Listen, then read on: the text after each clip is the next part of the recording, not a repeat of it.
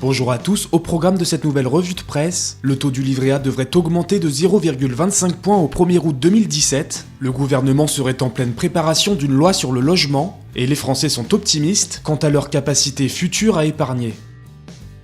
Le taux du livret A va-t-il prochainement repartir à la hausse ? Rappelons que son taux dépend directement de l'inflation, et sur la base des derniers chiffres de l'inflation dévoilés par l'INSEE, Boursier.com a calculé que le taux du livret A, actuellement à 0,75%, devrait remonter à 1% au 1er août 2017. Si la nouvelle se confirme de façon officielle, ce serait le premier mouvement de hausse sur ce livret depuis août 2011. Ces banques analysent qu'un taux de 1% ne pourrait qu'améliorer encore plus l'attractivité du livret A, qui a retrouvé de sa superbe après plusieurs années de disette. Malgré son faible taux, le livret A a réussi en 2017 son meilleur début d'année depuis longtemps. À la fin mai, il enregistre une collecte nette positive de 8,6 milliards d'euros.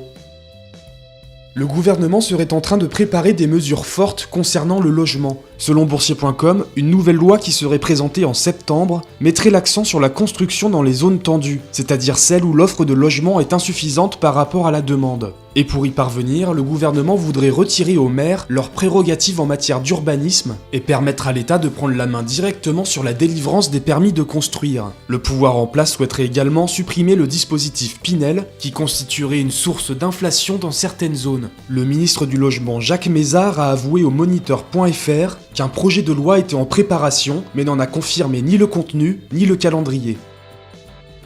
L'optimisme est de mise chez les ménages en ce moment. À la fin juin, 51% des Français ont déclaré penser réussir à mettre de l'argent de côté au cours des 12 prochains mois, selon le baromètre mensuel de l'INSEE sur la confiance des ménages cité par cbank.com. C'est la première fois depuis 2015 que ce solde d'opinion passe dans le positif. Ce regain de confiance s'expliquerait par une opinion des Français sur leur situation financière passée en forte amélioration. Challenge.fr explique même que les ménages sont plus optimistes quant à l'évolution future de leur niveau de vie.